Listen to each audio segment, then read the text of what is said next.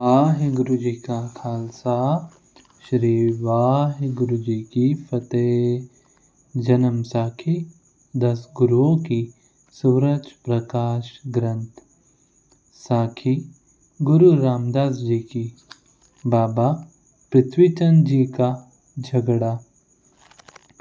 यह कार्रवाई देखकर पृथ्वीचंद जी ने कहा कि गुरुगद्दी पर मेरे बड़े पुत्र होने के नाते अधिकार है।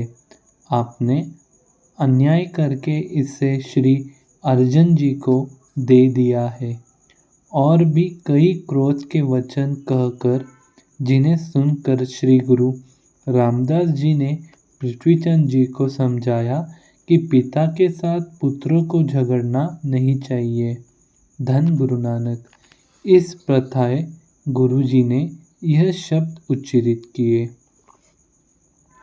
काहे पुत झगड़त हो संग बाप, जिनके जने बड़ीरे तुम हो तिन सो झगड़त पाप रहाओ।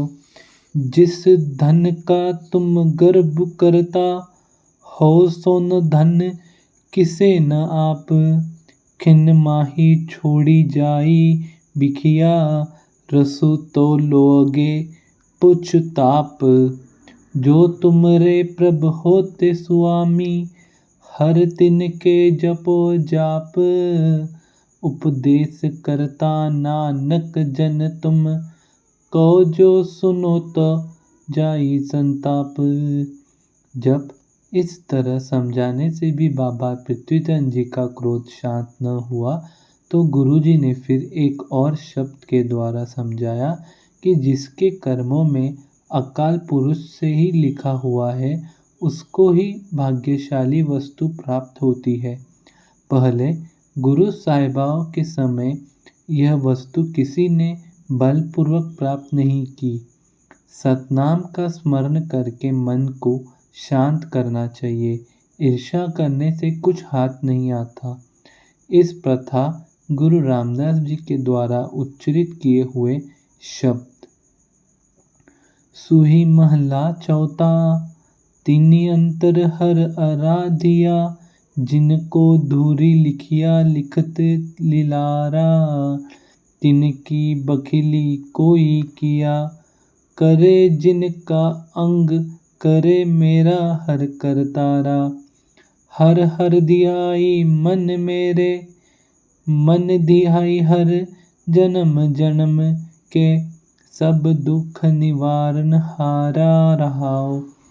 धूरी भगत जना को बख्शिया, हर अमृत भगति भंडारा। मूर्ख होवे सो उनकी रीस, करे तिस हलति पलति मुहकारा। से भगत से सेवक जिन हर नाम पियारा, तिनकी सेवा ते हर पाइये। सिर निंदक के पवे छारा। जिस धरी जिस घरी विरती सोई जाने, जगत गुरु नानक पुछ करो बिचारा।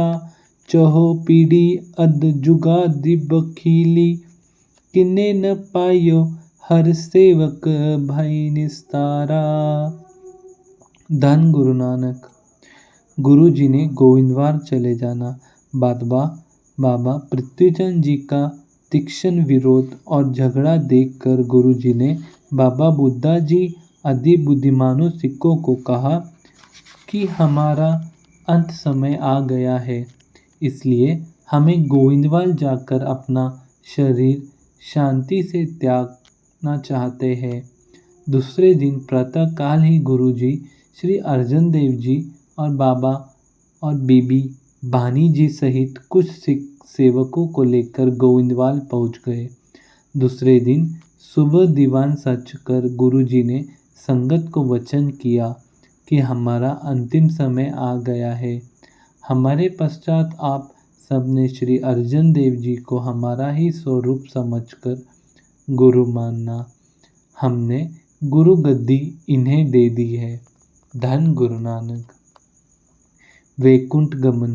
तदुपरांत सब परिवार और सिख सेवकों को यशास्तना धैर्य वाहिगुरु के हुक्म में रहने की आज्ञा देकर भाद्र सुदी तीज सवन 1639 को आप शरीर त्याग कर परम ज्योति में विलीन हो गए।